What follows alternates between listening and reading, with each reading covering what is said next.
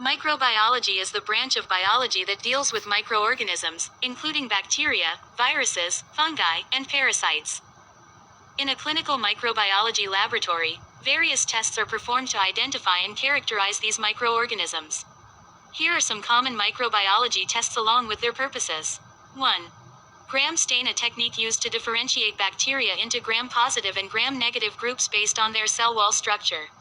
2.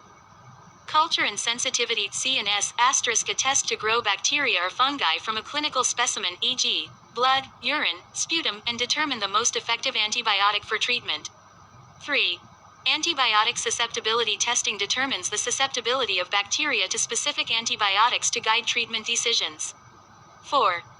Molecular diagnostic tests, techniques such as polymerase chain reaction (PCR) are used to detect and identify microorganisms based on their genetic material. 5.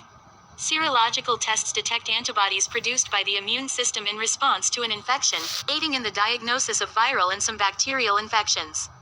6. Antigen detection tests * detect specific microbial antigens, e.g., viral antigens, in clinical specimens to diagnose infections. 7. Blood culture, a test to detect the presence of bacteria or fungi in the blood, which can indicate systemic infections.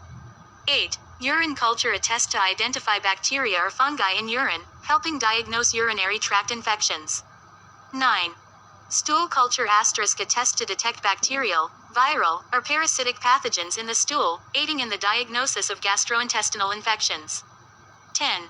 Viral culture, a test to grow and identify viruses from clinical specimens, helping diagnose viral infections. These are some of the common tests performed in clinical microbiology, but there are many others depending on the specific microorganism and the type of infection being diagnosed.